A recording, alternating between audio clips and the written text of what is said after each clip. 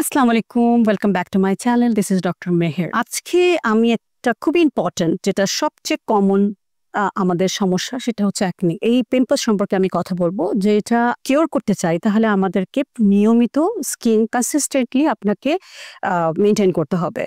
যেটার treatment, skin treatment, সেটা আপনাকে খুবই কনসিস্টেন্সি এবং কিছু ক্ষেত্রে সাম কেসে আমরা এটার মেডিকেল আমাদেরকে হেল্প নিতে হবে। তাহলে এই যে আমাদের স্কিন ট্রিটমেন্ট কনসিস্টেন্সি, এটা হচ্ছে মর্নিং এবং নাইট। এই যে মর্নিং নাইটে যে আমরা ফেস যে আমরা ওয়াশ করব, সেটার জন্য আমাদেরকে ইউজ করতে হবে স্যালিসাইলিক অ্যাসিড। এই স্যালিসাইলিক অ্যাসিডের কাজটা কি? এটা হচ্ছে আনক্লগ পোরস, আর এটা good for black head and white হেডের উপরে। আরেকটা বললাম আমি বেনজোয়েল পারক্সাইড, এটা আপনার বেসিক্যালি কিলস করে হচ্ছে গিয়ে যেই কারণে ব্যাকটেরিয়ার কারণে অ্যাক্নি হয়, সেটাকে কিল করে। আর সাথে আমাদেরকে ইউজ করতে হবে রেটিনল।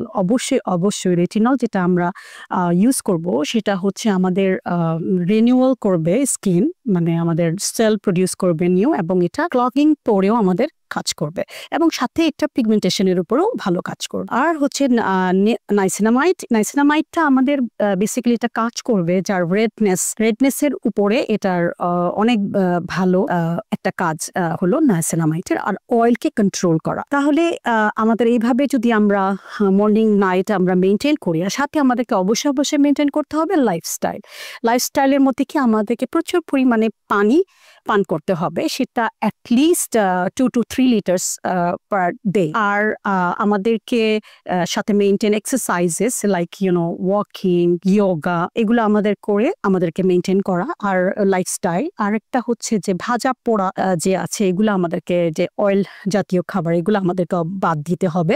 আর হচ্ছে সাথে আমাদেরকে স্লিপ, যেটা ঘুমানো, is very very important, not only for skin.